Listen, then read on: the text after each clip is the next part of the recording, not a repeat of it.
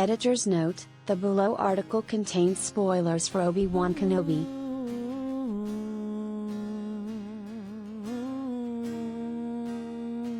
When I was a kid, lightsabers weren't just the coolest fictional weapon in the galaxy, they were also the most feared. Amongst all the good ideas George Lucas dreamed up when he created the original Star Wars, a sword with a blade made out of pure energy that could cut through anything, and that also comes in a variety of cool colors, was the most brilliant. Lightsabers were awesome, a sci-fi update of the samurai swords Lucas was probably obsessed with when he was a kid. And just like those razor-sharp samurai swords, a lightsaber wasn't something you wanted to mess around with or find yourself on the receiving end of. You talk smack to a dude packing a lightsaber at your local watering hole, and you're going to lose, at minimum, one of your arms. Simple as that. Like Ben Kenobi said, lightsabers were an elegant weapon for a more civilized age, but they would also strike your ass down in a hurry.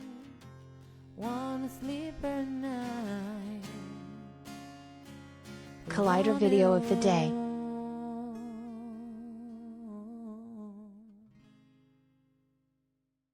Cut to 4+ decades later, and lightsabers have been neutered as the genre's weapon of choice when you've got to settle matters with some sense of finality.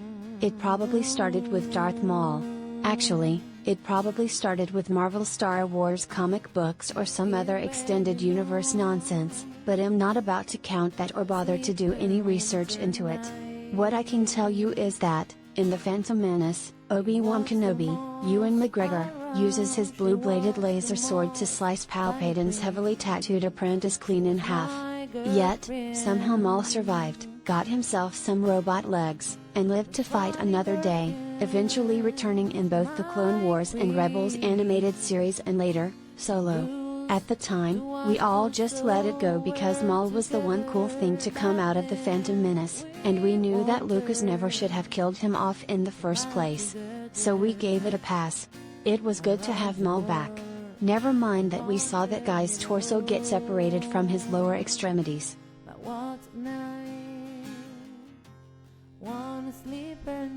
Today, though, things are completely out of control on this front. In Disney Plus' Obi-Wan Kenobi, the Grand Inquisitor, Rupert Friend, gets double-crossed by Reva, the third sister, Moses Ingram, and stabbed through the abdomen by her Nito double-bladed red saber. It's basically the same killing blow Maul himself dealt to Qui-Gon Jinn, Liam Neeson, in The Phantom Menace.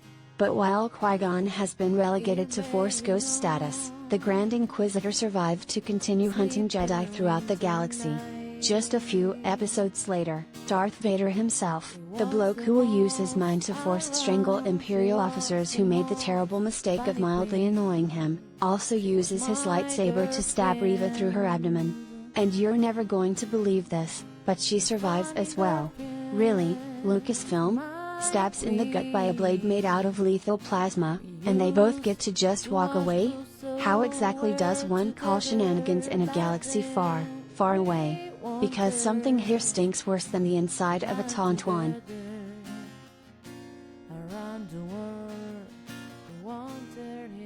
Honestly, things have been trending in the wrong direction as far as respecting lightsabers goes for a while now. Do you remember how lightsaber training was conducted in the original trilogy?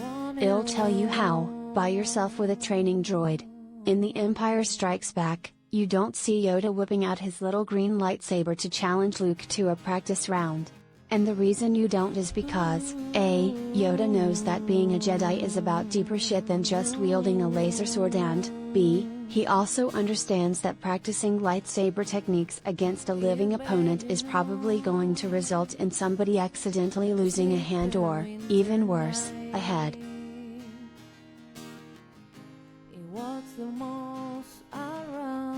Yet, 39 years later, in The Rise of Skywalker, we have a flashback to a period shortly after Return of the Jedi where Luke and Leia are at the woods just wailing on each other with their sabers during training. Seems pretty ill-advised and dangerous to me, but I just wrote it off as another example of J.J. Abrams playing fast and loose with the mythology. Don't even get me started on light speed skipping, but now we have Obi-Wan Kenobi offering a similar flashback, where a younger and less genocide-y Anakin Skywalker, Hayden Christensen, faces off against his master in a fairly aggressive-looking practice duel. Again, how is this safe? Do lightsabers have some kind of non-lethal practice mode? Actually, don't tell me. Some Star Wars book written in 2004 probably says that they do. But that doesn't count, and I don't want to hear about it.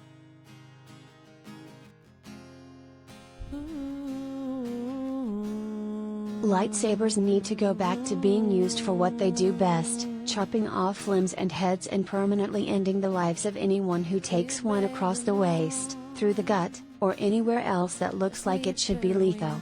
And don't try to win a Star Wars no prize by insisting that the blade cauterizes the wound, thus vastly increasing the chance of survival. Ask Qui-Gon's Force Ghost if his wound got cauterized. When Luke Skywalker, Mark Hamill, shows up at Old Ben's hovel in A New Hope, Ben gives him Anakin's lightsaber and tells him plainly, "Your father wanted you to have this when you were old enough, but your uncle wouldn't allow it." There's a good reason for that, and it's not just because Uncle Owen didn't want Luke getting caught up in a bunch of crazy Jedi adventures. He also knew lightsabers were not a child's toy. Those things are friggin' dangerous. They're designed to disintegrate battle droids, mow through stormtroopers, and cut off the heads of despicable Sith Lords. They're not designed to gently wound an adversary or to spar with your Jedi buddy during some friendly training.